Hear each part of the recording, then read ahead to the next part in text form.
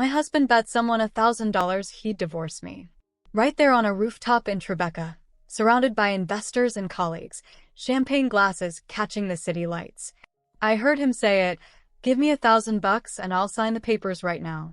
Everyone laughed nervously. I opened my purse. My hands were steady. I counted out $100 bills, crisp, new, withdrawn that morning because I knew.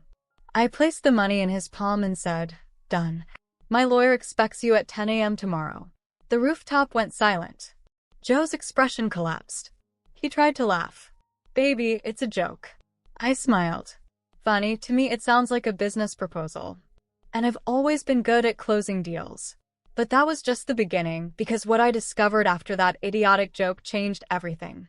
And when I say everything, I mean everything. My name is Amy Cole-Turner, 36 years old, commercial manager at a tech company in Manhattan. I negotiate million-dollar contracts for a living. I'm the person they send when deals are falling apart. That's my skill, emotional intelligence. Reading rooms. Understanding what people really want. At work, at least. At home, I was blind. Or worse, I was choosing not to see. I'd been married to Joe Turner for 6 years. Event producer, entrepreneur, the kind of man who walks into rooms and people gravitate toward him. Charismatic. Big laugh. Always networking. When we met, I thought we were complementary. I was structure, he was creativity. The signs were there. Joe's lateness became a pattern. Dinner reservations I made that he'd forget. Our anniversary where he spent 2 hours on his phone closing deals while I sat across from him, watching my champagne go flat. But intelligent women are dangerously good at explaining things away. He's building his business. This is just a busy season. Marriage takes work. I told myself these stories for months. Maybe years. I covered our mortgage most months. Our Upper West Side apartment, that was mostly my salary. Joe's income was inconsistent. Good months were champagne and steakhouses. Bad months were baby. Can you cover utilities? Big contract coming through next week. I didn't mind. That's what partners do, right? Except I was carrying everything. And he was building something else entirely. It was a Thursday. Brandon Reynolds, Joe's business partner, was hosting drinks at a rooftop in the West Village. I almost didn't go. 36-hour negotiation at work. Feet aching. Wanted my couch. But Joe asked me to come. Power couple energy. So I went. Black dress, heels, makeup I didn't feel like wearing. I stood by the railing watching the sunset turn the Hudson orange and gold while Joe worked the room. That's when I heard him talking to 3 guys I didn't know. Marriage is like a gym membership. You sign up all motivated, then 2 years later you're paying for something you never use. Everyone laughed. My stomach tightened. Then Brandon made some joke about contracts, and Joe said, "Man, if someone offered me $1,000 right now, I'd sign divorce papers on the spot." More laughter. I turned around. Joe was grinning, not even looking at me. Like I was decoration, not a person. Something cracked open inside me. You know when you realize a plant in your living room has been dead for weeks? It was like that. I finally saw what was dying. My marriage. And worse, he was celebrating the funeral. The cab ride home was silent. Joe scrolled his phone. I stared out the window at Manhattan blurring past. When we got home, he kissed my forehead. Great event, right? Then he went to bed. I sat in our living room in the dark for 2 hours. My chest felt hollow. That night, I started watching. Really watching. And once you see the pattern, you can't unsee it. The jokes were always public. Never private. Always in front of audiences. The old ball and chain. The boss at home. Building a narrative. How many times had he made these jokes? 6? 8? Always when other people were around. Little did I know, those jokes weren't jokes at all. They were propaganda. I had no idea that within a week, I'd discover exactly why he was so eager to rewrite our story. I started documenting. I noticed Joe took calls on the balcony now, door closed. He changed his phone passcode. Small things. Easy to explain away individually. But together? A pattern. I looked at our finances with new eyes. Over the past year, I'd covered 73% of our fixed expenses. Mortgage, utilities, insurance, groceries. Yet Joe was always buying drinks for clients, wearing new watches, talking about investments. Where was that money coming from? Funny how we split the electric bill but don't split respect, right? I went to work, closed a $2 million contract, then came home and watched my husband perform affection like another networking event. Love you, babe, while texting someone else. Keisha, my best friend from college, now a family lawyer, called that week. How's married life? I almost told her everything. Instead, good. Busy. Then, hypothetically, if someone wanted to protect their assets in a marriage, how would they do that? Keisha paused. Amy, you need to tell me what's going on. But I wasn't ready. I was terrified. That feeling when you know something terrible is true, but you're too scared to confirm it. I gave myself a deadline. 1 week. If I found nothing, I'd suggest couples therapy. But if I found something, I'd know the marriage was already over. Sunday afternoon. Joe went to meet Brandon. I told him I'd organize his home office. You're the best, babe, he said. The door closed. I stood there breathing. My hands were shaking. His office was chaos. Papers everywhere. I started sorting. Then I found the notebook. Red leather. Expensive. I opened it. The first page had one word written over and over.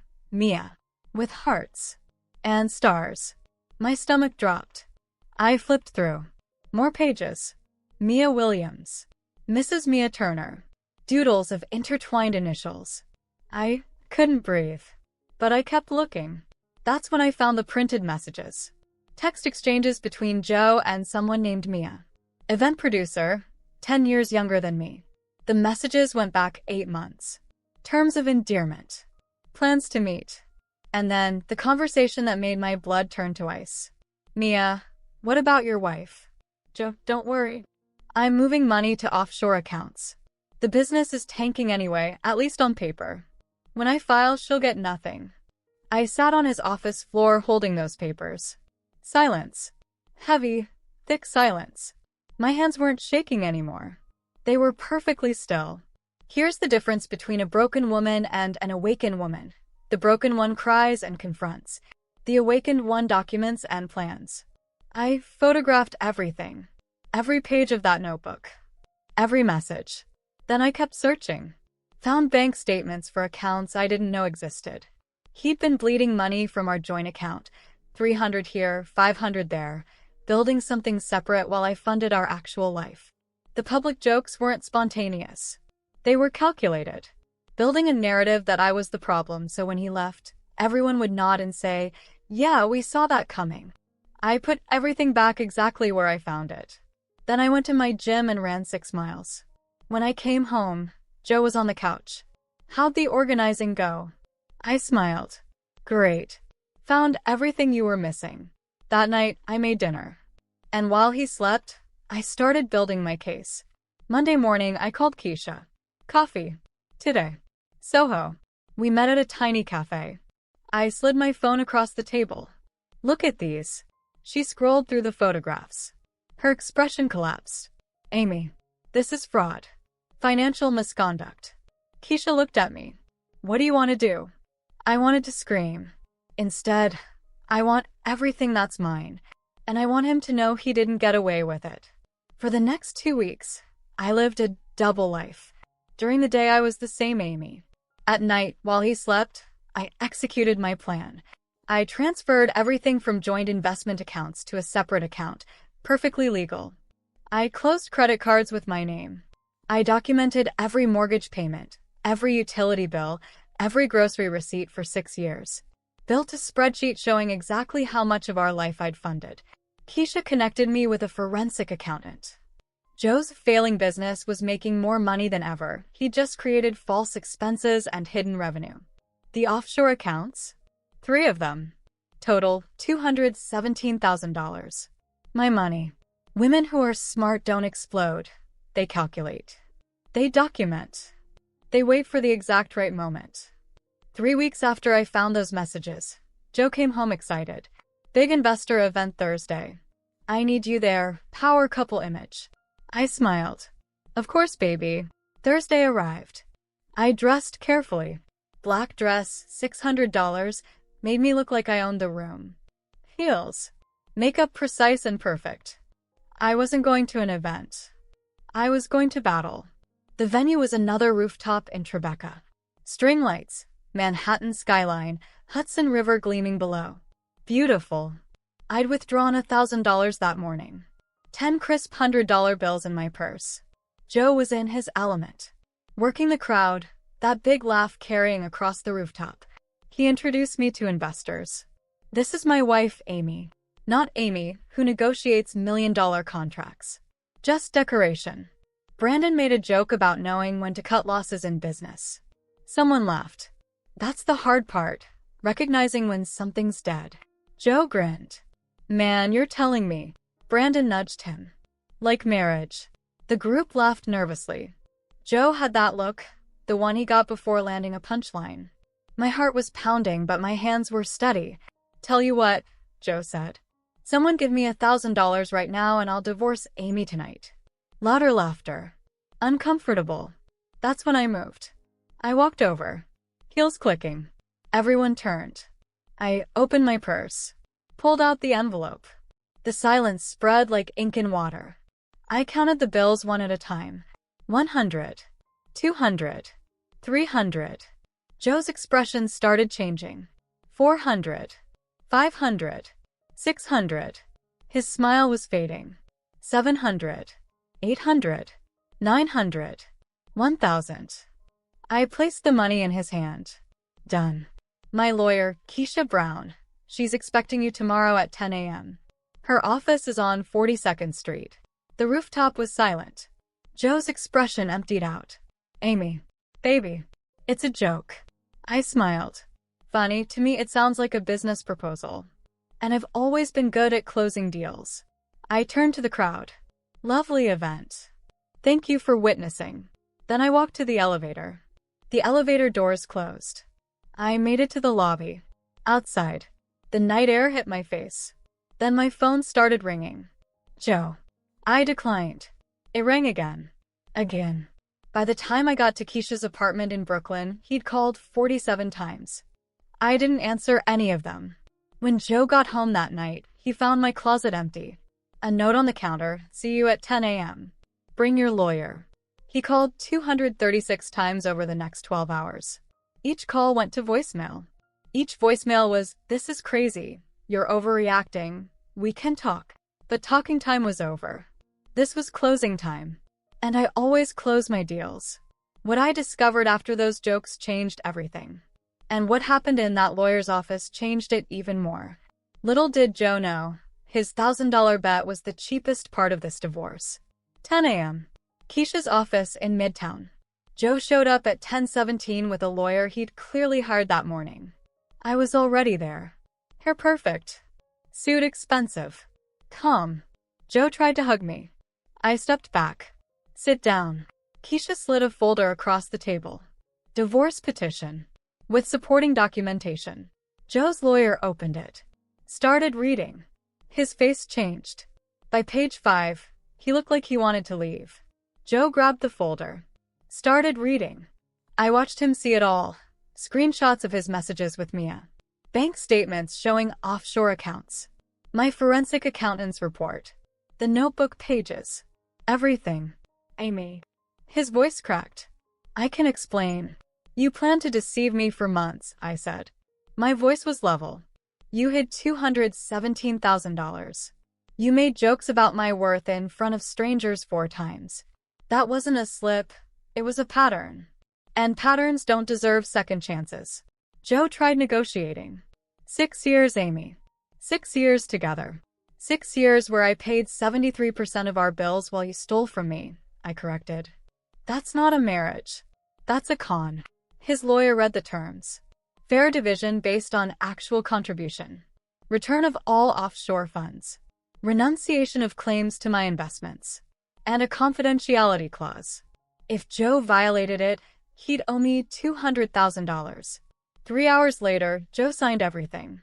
His hand was shaking. Mine wasn't. This isn't war, Joe. War requires equal chances. This is checkmate. I walked out as Amy Cole again. 6 months later. My life doesn't look like a magazine spread. I live in a smaller apartment in Brooklyn. 1 bedroom. All mine. No one to perform for. Just me, my coffee maker, and peace.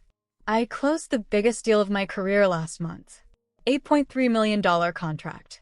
My boss asked how I did it. I said, I got really good at recognizing when someone's lying. People ask about Joe sometimes. I deflect gracefully. It didn't work out. That's all they get. Joe doesn't deserve space in my narrative anymore. Maya, Brandon's wife, called me 2 months ago. I'm leaving him. Watching you walk away, I realized I've been making the same excuses. She filed for divorce 3 weeks later. Sometimes one woman's refusal to settle gives others permission to raise their standards. I saw a couple last week. Coffee shop in the village. The man made some joke about his girlfriend being high maintenance. She laughed, but her eyes, I saw that flash of hurt. I almost walked over. Almost told her, if he jokes about your value, believe him. But people only wake up when staying hurts more than leaving. Here's what I learned. Dignity isn't negotiable. When someone shows you what you're worth to them, believe them. Don't make excuses. Don't wait for them to see your value. Your only choice is whether you agree. I chose my standards. I chose my peace. I chose me. There's not $1,000 in the world that would make me go back. My marriage ended on a rooftop in Tribeca with $100 bills. But my life started the moment I stopped accepting less than I deserved. If there's one thing I learned, it's this: dignity doesn't negotiate. And when someone jokes about your value, believe them. They're showing you exactly what you're worth to them. The choice is yours. Lower your price or raise your standards. I chose my standards. And I sleep better at night than I have in years. Alone in my Brooklyn apartment. In my peace. In my freedom.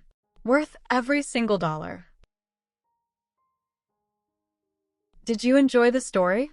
If so, hit like, comment your thoughts, and subscribe. Thanks for watching Revenge with Keisha. See you next time.